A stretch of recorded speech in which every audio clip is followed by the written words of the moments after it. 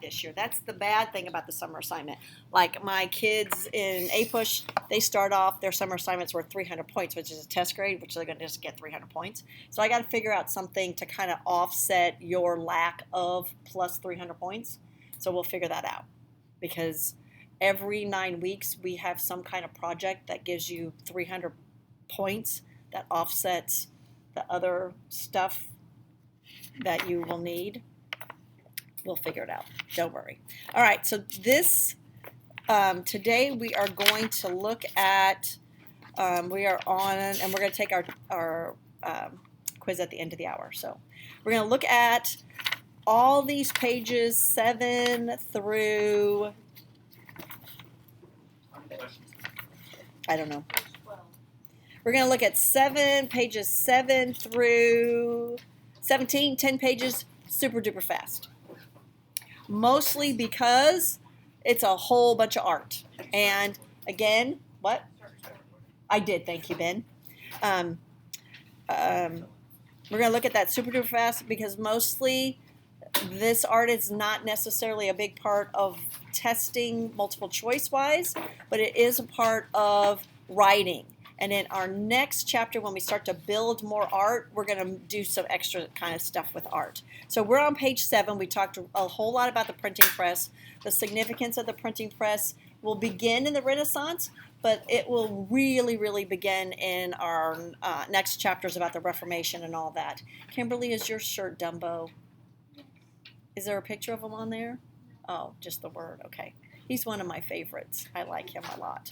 Okay, so on page 7, patronage. Patronage means paying for art. Typically, we think about art, an artist, as like starving artists, right? That they kind of develop their art alone, shivering in cold apartments without very much to eat. Because for most of our artists, they don't really become famous till they die. That's traditionally the way. Van Gogh, starving artist, his stuff doesn't become famous. There will be 2 times in history where artists in their lifetime will be famous and successful and make a lot of money. One will be the Renaissance and the other will be art impressionist and the turn of the century. Monet, Manet, all those people. Those 2 groups will be really the only time in art where people are famous except modern time. Let's forget modern time like Andy Warhol and all that because that's from social media that they and media, not like you think social media, but like TV and magazines. Renaissance artists are rock stars. They are making lots of money. They are under hire by lots of people. People are actually hiring Donatello to make a door for them. They're actually hiring Michelangelo to make a statue for them. So the statues and things that we know are ones that have been collected and put in museums, but they made lots. They had basically factories, artists' factories. And so you would have, if you wanted to be a sculptor, you would have apprenticed under Michelangelo and you would have been part of his factory. And orders would have been coming in all the time for this statue, that statue. And so it's really hard for art historians in some ways to give credit to certain artists because they are made like in a factory type setting, and so they follow all of the techniques of Michelangelo, but did he ever actually put his hands on it? Those are some things that we question. Yes. So whenever they painted that Sistine Chapel, that's Michelangelo. So that's him all by himself. The famous ones that we know, that's him all by himself. But what I'm saying is, as a rich daughter of the de Medicis, I would have gone and said, Michelangelo's factory, I want you to create me a statue of Athena. And so they would have cranked out a statue of Athena. Did Michelangelo actually put his hands on that one? Probably not. But the ones that we know, Sistine Chapel, David, all that he did. The Pieta, all those he did for 100% sure. They were cranking out statues of all types of things, all of these people, because they also had artists as apprentice. And so that's how you learned how to be a sculptor, and casting was to do it. And so they had lots of them that they will do. On page 7, 1B, massive patronage for the art came from wealthy merchant families such as the Medicis, and they commissioned countless of works, countless. And a commission means I'm paying you to do something. Patronage also came from churches. So churches will also start to commission work. And of course, obviously, the works that they commission will be religious in nature. And some of the most beautiful ones that will be done. They see art as a way to glorify God. And it's also, again, a way to glorify God for lots of people who cannot read. Eventually, Rome becomes the center of art in the 1500s. And again, that movement will be there.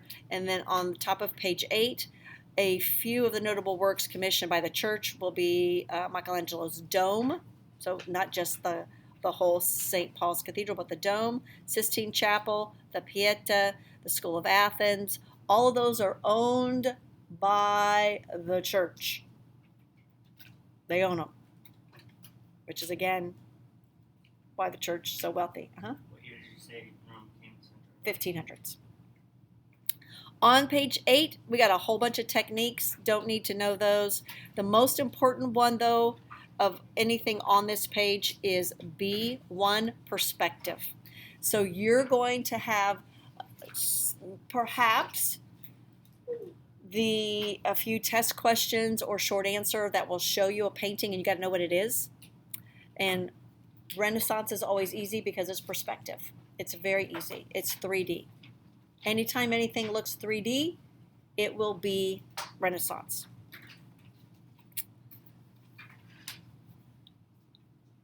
We have a couple of other things like architecture. And again, architecture is a revitalization of ancient Greece. The columns, the symmetry, the balance, all of those things. 3 on page 9, 3B, simplicity, symmetry, and balance. We're not spending a lot of time on the architecture. On page 9, we've got some artists, and it is important for you to know a couple of artists. Always easy as those Ninja Turtle ones. But let's look at Donatello, and I've got a picture at the bottom of Donatello's David. David is a very popular figure. Donatello gives us this kind of sexy looking dude of David at the bottom. Yeah. Don't like his hat. It's a weird hat. I like it. But when you think of this David, You don't wear a hat when you're naked. That's a weird thing to look at. You're wearing just a hat. I don't know the purpose of the hat. Don't know. But yeah, that is a real. If they had to put it in the church, I could see where they. Well, maybe so. Yeah, because you got to wear it. Yeah, but that's just females that have to wear. But also, please look at under Donatello 5B, first Renaissance artist to utilize a nude figure. So maybe in pushing the envelope, he decided not to go all the way nude and put a hat. At that point. Yeah. I don't know, Maddie. I don't know. Then on page 10, we got High Renaissance. These are the ones that most of us can recall. Again, on page 10, I'm just looking at the pictures of the birth of Venus, and I think most of you have seen that little lady in the clamshell shows up in a whole lot of stuff. It's a really big painting. We kind of chomped that off, the birth of Venus and the lady in the clamshell. But please make sure, even when we're talking about the High Renaissance, D2, again, the characteristics are balance, harmony, restraint, like pulling back a little bit. And this is where we meet Leonardo da Vinci. And he is the quintessential Renaissance man. And again, when we use that word quintessential, it means he is the definition of a Renaissance man. Leonardo da Vinci. He is a painter, a sculptor, an architect, an engineer, a writer, a scientist. He's everything. He's everything. Mona Lisa, one of the greatest masterpieces in all of art history. Has anybody ever seen the Mona Lisa in real life? It's little. It's about this big. It's teeny. It's teeny. It's It took 4 years to paint. it took a long time, but it's little. And on the flip side, has anybody ever been to MoMA and seen Monet's water lilies? They're like the size of that wall. They're giant. They're giant size. Or oh,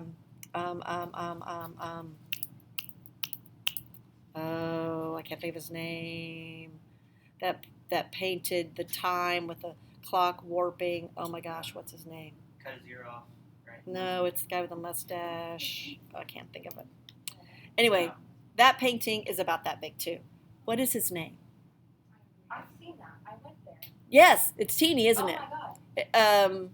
The From most Dolly. Salvador Dali. Thank you. He's in. Did you see it in Tampa? Is that where you saw it? Clearwater, so right. What? Yes. So It you was- went to that little museum all about Salvador Dali, and it's little, right? Yeah. Isn't that amazing? Because you always see it like big, but it's little teeny. Salvador Dali. I saw it. That's what 2 or 3 years ago because we grade AP exams in Tampa, and so that was one of the things that we went to go do is see Salvador Dali. Like, have to, Do what? for AP exams, you have to, like, When you grade them, yeah, we go to Tampa, and so we this is from forever. Yeah, there's like 2,000 of us sitting in a convention hall grading exams. Do you do it every year? What? Do you do it every year? I've done it for 6 years. This is the first year I did it. We did it at home, which I feel certain they're probably going to move us to home because it saves them a lot of money. So anyway, Mona Lisa, Michelangelo's at the bottom. Michelangelo, at the same time, at the bottom of page 10 is Sculpture of David. That thing is like 9 feet tall. And again, scale and proportion becomes really important to Renaissance artists, getting that scale and proportion correct. The Pieta is Mary holding the limp body of Jesus, considered the most perfect marble sculpture ever made. It's at the top of page 11. Look up there. It is the most perfect marble statue ever made. Period. Full stop. By Michelangelo. And then we're going to look at this for a little bit, but we'll look more in depth at it. Now our next set of art is called mannerism. And mannerism is, and this is where we look at art, and this is why art is important. Art is often always a reaction against something else that's happening. So it's kind of like, if I can borrow current social media with you guys, and I'm going to go all the way back, but you guys don't remember, to MySpace, right? MySpace was the first real kind of social media. And as soon as parents started jumping on MySpace, you guys moved someplace else. Then we moved to Facebook. And as soon as parents took over Facebook, you guys moved to Twitter. And as soon as parents took over Twitter, you moved to Instagram. And as soon as you guys moved to Instagram, you guys started creating fake accounts, like your fake Insta or Finsta or whatever it's called, so that we wouldn't know. And then you moved to Snapchat. And you keep moving every time adults invade it, right? Every time adults invade your space, you move. And art is the same way. Artists usually always want to be what's called avant-garde, on the cutting edge. And every time something pushes and gets close, we change. Or art is a reaction of what's happening historically. And we have a couple of times that happens. Mannerism is one. This awesome art movement in the 1920s called Dadaism will be another. And Dadaism is absurd art. It's ridiculous art, because after the 1920s and World War I, we're like, this world is just the most idiotic place in the world. Art is nothing. It means nothing. And we're just going to make up a bunch of crap and put it out there. It's what? That's why you can tape a banana to a wall. Yes, exactly. And then Exactly. Not eat it, but just, yes, exactly. Mannerism is a reaction to history. Mannerism is against the Renaissance ideals of balance. It's against the ideas of symmetry, but it is also against the idea of the Reformation. And so in many of these manneristic paintings, almost always there is a Jesus, and he is contorted, and he is sad, and he is crying, and his body is almost often always displayed in the crucifix.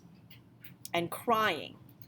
This would also be a class I would love to either take or teach, the face of Jesus throughout history in paintings. Because the face of Jesus changes all the time. Sad Jesus, happy Jesus, Jesus bathed in this wandering, glowing spirit, Jesus in torture, all different types of Jesus. Same thing with angels, right? We have angels of death, scary angels, big fat happy cherub angels, angels that look like beautiful women. It's an interesting look at how art displays these things. And for mannerism, Jesus is always displayed in a torturous type of way, and almost always, and I would write this to the side if I don't have it, everything is always blue.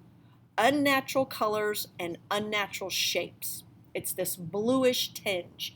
And when I say unnatural shapes, bodies are not proportional, like these gigantic arms, and then they're like in weird positions that a human body could never be put into.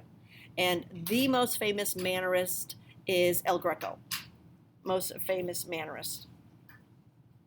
All right, then our next couple of pages will be covering Northern Renaissance. So the Northern Renaissance is going to be slightly different than our Italian Renaissance. Our Italian Renaissance takes place in a place with a lot of light, painting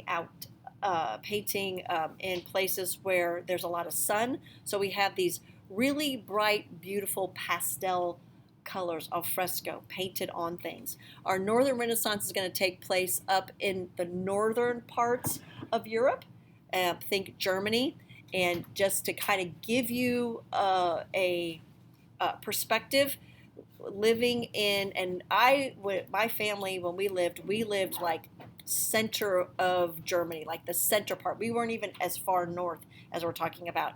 And a hot day at the Schwimmbad, which is the swimming pool, where we thought we were in a heat wave, was 68 degrees. 68 degrees. We're wearing bathing suits swimming. That's hot, right? It's not. So this is a place that doesn't have, and it's also rains like every day, dark. I was watching a Netflix documentary about this guy, this German kid that was put in prison for a very long time.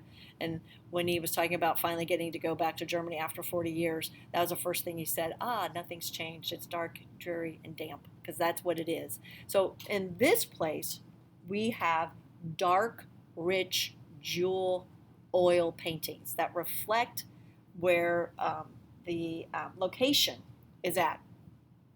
Under Christian humanism in the Northern Renaissance, emphasis on early church writings provide answers on how to improve society and reform the church. That's what's going to be different between Italian humanism, not talking anything about reforming the church. Why would we not talk about reforming the church while we're in Rome? Yes? That's where the Pope's at. You're going to die. Yeah. So when we're way far away, we can talk about reforming the church. We can talk about making the church better. Drew on Hebrew and Greek texts of the Bible and the writings of church fathers. And A4 big box writings are going to lead to the Reformation. It is not and should not be lost on you that the yes. I hope this is quick. Lockdown browser, have they been using it? I can't get into it. Okay, it's supposed you don't know about it then. I thought maybe you've had someone use it. I've been trying. I've sent like 4 help desk tickets. So they're supposed to sign out and then Who's they? Chromebook, students. Oh, lockdown browser. Right. Brian, I'm sorry. I'm trying to get my grades imported on Harmony. Yeah, that's another Okay, thing. yes, we're getting ready to use it right now. So but they haven't used it yet? Not yet. Okay. Should I not do it yet? No, just try it, yeah. I just thought maybe you already had. Today is our first quiz. Lisa Bonham on the phone and she's trying it, and we're trying to figure it out. Okay, well, hang on, because I might not have it set up right. Hang on, let me look at her right now. You'd ask for the institution. I may have to call them again. But let me make sure that I have it set up right, Brian. Okay. That might be a problem. because I just moved it over, and so let me make sure that I've got it set up the right way.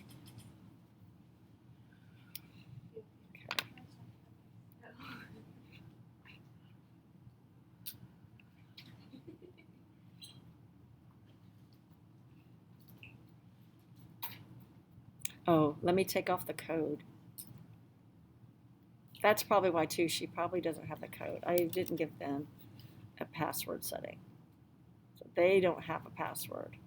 Okay. There's a place where it hasn't put in their institution, and she's not Okay. sure what to put in there, and I'm not either. Have her hold on. I'm going to have these kids take it at the end of the hour Okay. and see, because I might not have just had it set up the right way.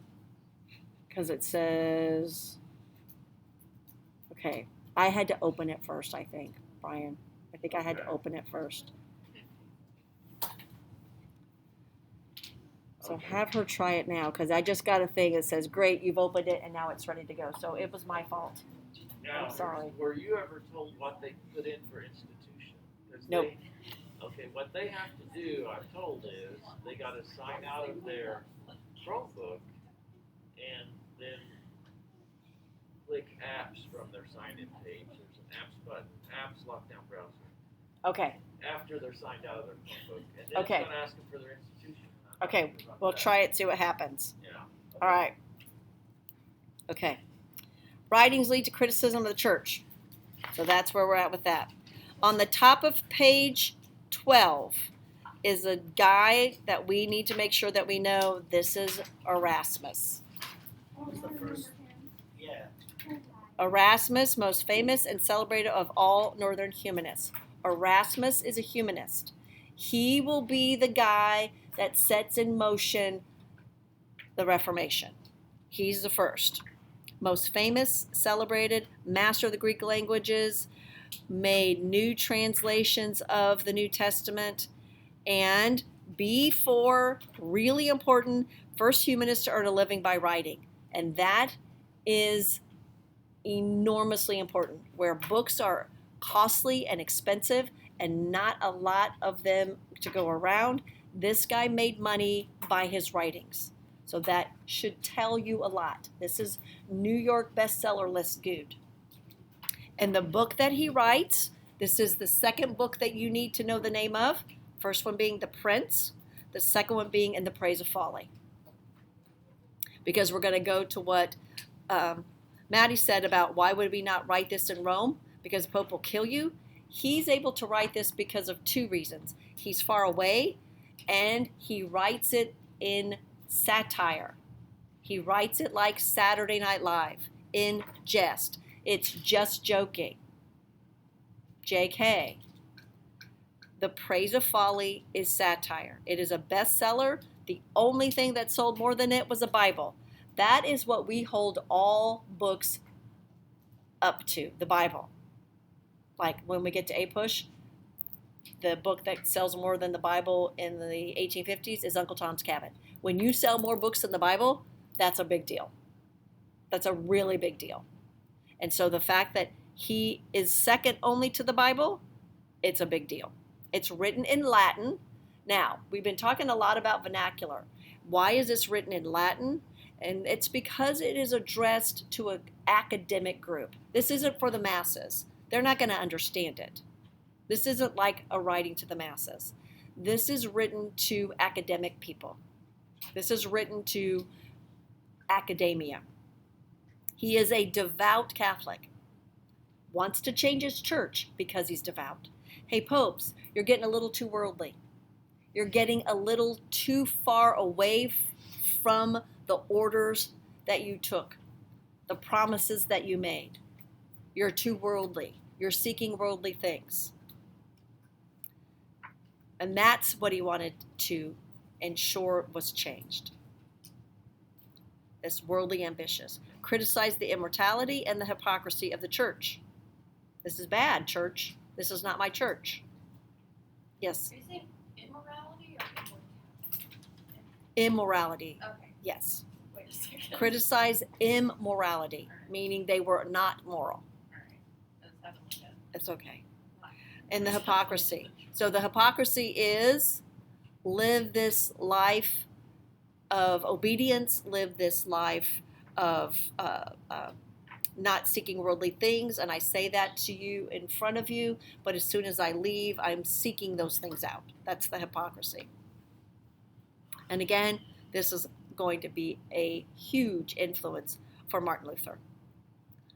The only other name really on this page that we need is Thomas More. We need to know Utopia. And again, he is a civic humanist.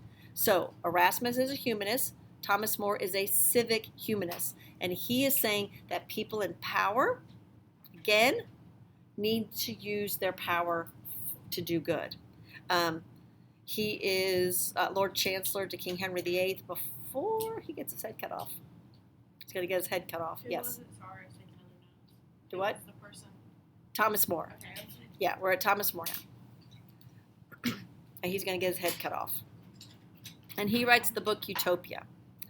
And he sees, this is very interesting in Utopia, to be property is the reason for society's ills. Few people have it, most don't. People are going to fight over it. And that is true. And that is some socialist kind of writings there in 1516 that is suggesting that land should be given equally to everyone.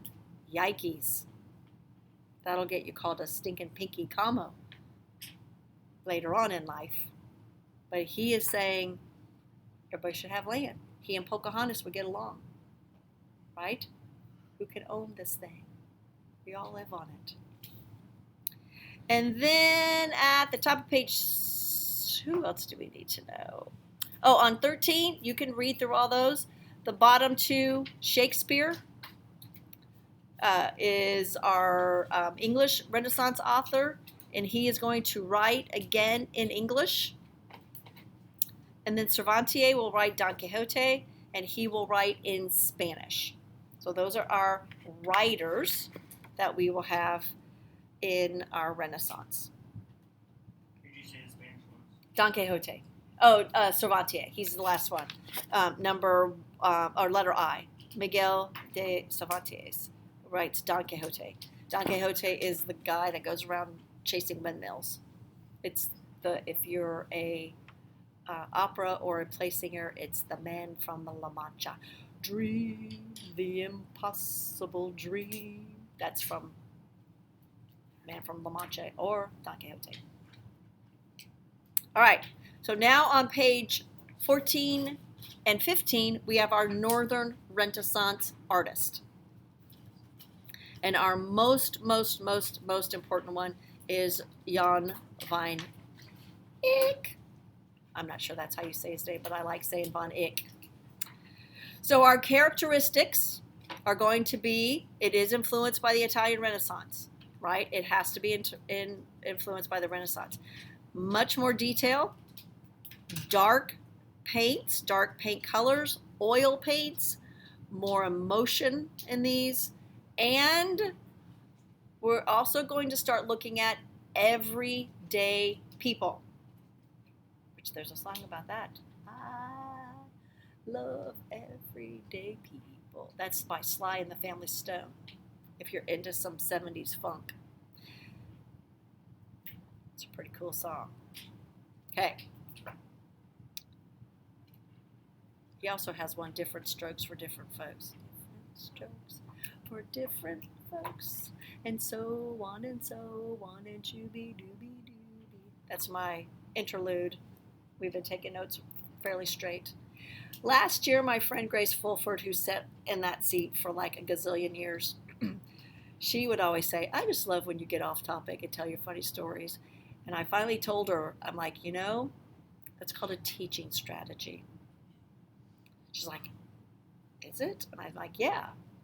I talk to you for about 15 minutes. You're losing it. You're not paying attention. I tell a funny story. You think I'm off track. It's teaching strategy. And then I wheel you back in because your brain is all moving. Your brain's stuck about something. Now, let's get back. I think you did it. I know. I'm good at it. You don't even know I'm doing it. You think you're getting me off track, but I'm doing it my own self. I've just given away given away the best teaching strategy when you have to lecture for a long time. So, Northern Renaissance, Von Eyck will be about the only one that you have to remember. What time do we get out of here? 10:50. Oh!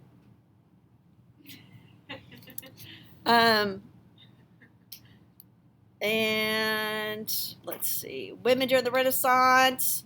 Nothing changes for our women during the Renaissance. And there we go. Okay. So let's see if you can get in to our lockdown browser. And the secret code word is Leo, L-E-O, as in Leonardo. What? Yes, capital L. I thought you were asking apples. I thought you were saying like apples, like. I thought you said like DiCaprio, and I was like, I guess not this time, but like. Yeah. So let's see if we can get into it. Now, this one makes you, you have to type some letters and some words, and so, what happens when you click it? Is it open book or no? Capital L-E-O. Ooh, I'm nervous. Okay, so, you just hit, I'm sorry to everyone I stressed out. Oh, I didn't even know that you did. Your Yeah. Quizlet also do whatever you look have to good. do. Say, I didn't want people to look at it and be like, oh my god. I didn't know. The only thing I was like scared about was like the one leg that was really long. I was like, okay. all right, here's what I'm gonna do. I'm just gonna take it off. Yeah, they're getting all kinds of weird things. So Southwest, it worked for Mrs. Jenkins. It what? Mrs. Jenkins got it to work. That's all I know. Okay. So what? Can I see one? Do you want me to? So did they log out of the Chromebook? I didn't say log. I haven't done anything yet. Oh, So what do okay. they need to do? They got to log out of the Chromebook, Okay, log out of your Chromebook. and which you can. Well, I'm not sure. I just hold the button down for a second until it teaches up. You got to log all the way out of the Chromebook. Like that? Like sign out. Yeah, you want to have your login screen Okay, get to your login screen. to the actual Chromebook. Which, if you hold down the button on the side for a second, it'll pop up sign out. You want to sign out? Okay. Sign out. Yeah. Okay. And then turn it back on. If you want to make sure it's signed, it comes up to your login screen to log into the Chromebook. Okay. And then there's supposed to be apps down in the corner somewhere. Don't log in. Did you log in? Okay, you're not logged in.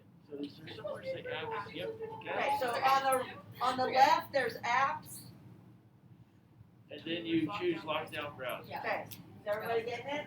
The little apps. Okay, on that, see the apps? Left hand. Enter log that in. name in here. And then it asks for name. And this is where Mrs. Jenkins doesn't know exactly what they typed in, but she knows it worked. So try Southwest School Corporation. I'm hoping it will recognize what you're typing, but it worked. That's all I know. We'll figure it out.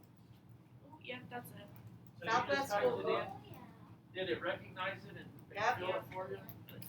So how much did you have to type? Like Southwest? But now it's frozen. So it came up Give it a Southwest. second. There you go. Okay. Did you already do that, Emma? Far ahead. That might be Okay. a thing. So Leo, We're making Leo. progress. okay, you didn't do that. Bad gate. What's this mean? Yeah, we'll Oh, see. yeah. There we go. Okay. Thank you, Mr. Woodsmall. Is So, everybody? you guys, I want to find out because I got these on the phone. You type Southwest pretty much, and then it just recognized it. And then it goes right to Canvas. Thank you, Mr. Woodsmall. So the browser came up. Did it go to Canvas automatically, or did you? Yes. Okay. Okay. All right. Started. We're making We get progress. started. It's Leo. Thanks, guys. L-E-O. Thank you. Capital L-E-O. We're gonna have to There you go. Okay. Now, you're probably going to miss these because the typing and the spelling, Ben, don't worry about spelling. I'll figure it out. Okay? I'll figure it out. You gotta spell things, don't worry about it. It's gonna count it wrong, but don't worry about it, I'll go back. And I will post these until I go back and look at your spelling. Yeah, it's okay, because I probably spelled them wrong too. So it's probably gonna count it wrong. Is everybody on the quiz now? I guess I could check that for myself. It's okay. I'm going to check the spelling. Because I probably spelled it wrong in there, and I can figure it out.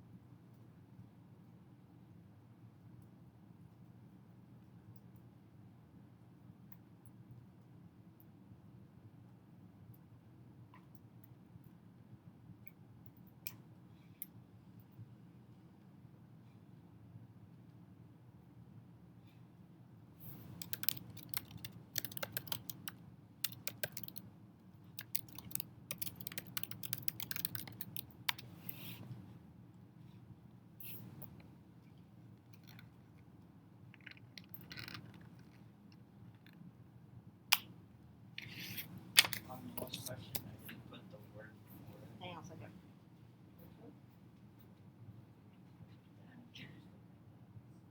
Yes, that's close enough, Ben. I can read your spelling, Ben. You're like me. The spelling thing.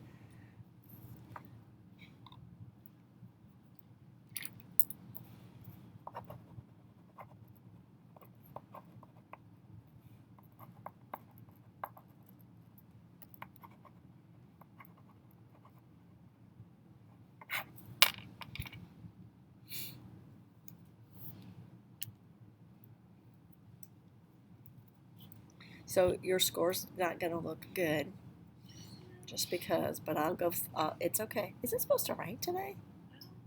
That's like stormy weather. Oh my gosh. It's okay.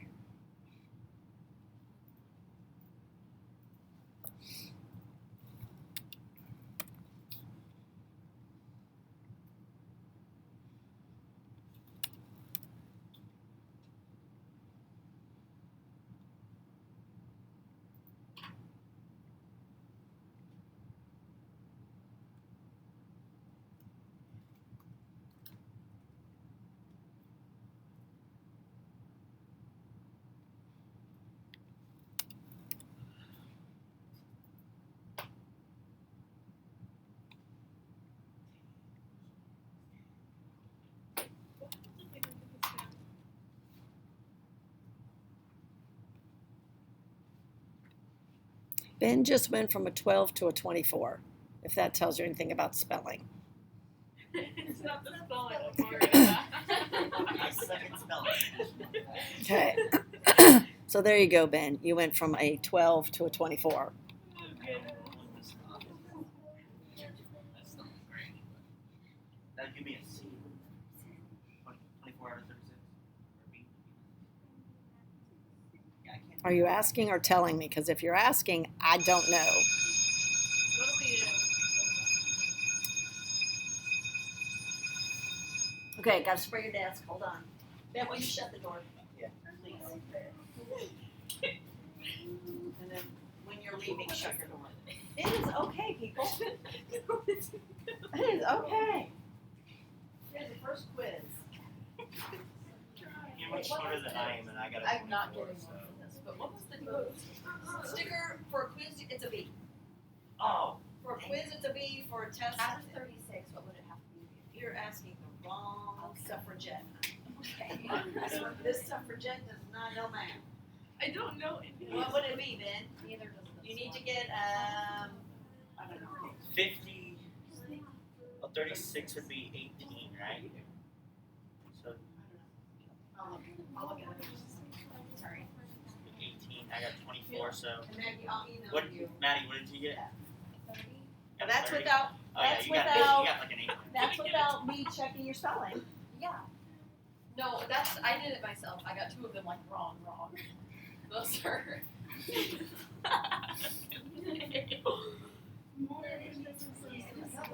I don't know this person. Maggie, did I already get you?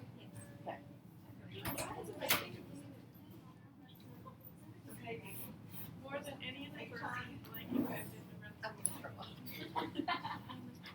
Go to the phone.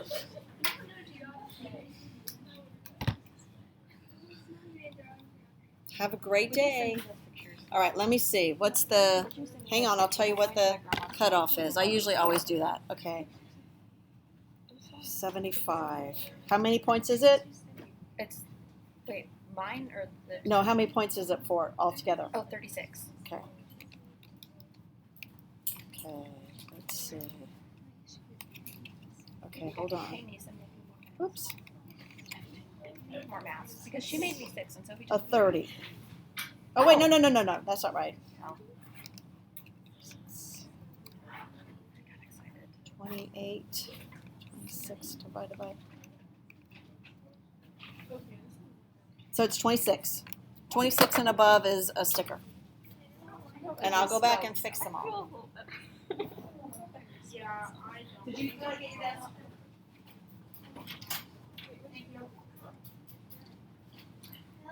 Thank you. Just push the button. I can't fix the button. Hey, there's this gonna be one Of answer course, I that's said he was serious. not even related to this at all. I enjoyed that. Of course he said. Molly, did we already clean yours? Yeah, same person again. What? If you don't want. Oh, no, that's better than I expected. You know, I'm about to say something. Well, let me. No. Oh my god. Okay. I'm just gonna split. Yes, click it and go. Okay. Don't pay any attention. How was And I don't. Oh, I know this question.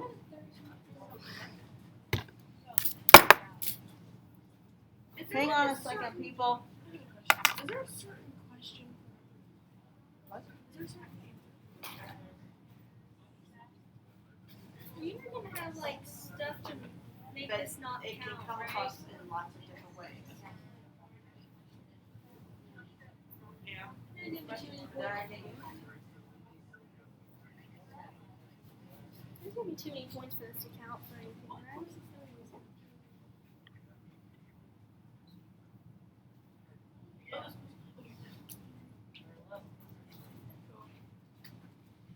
Yes, okay. Tell me you're taking a quick. Are you guys going to lunch or your lunch? Okay.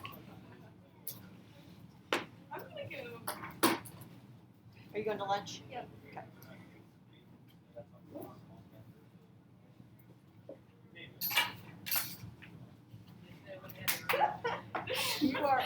okay, Miss Daly. You are okay. You are okay. I'll get it. I'll get it. You just go. Oh just my go. gosh. Just go. And you drop your mask. Oh my god. Okay, you're good. All right, people, you come in.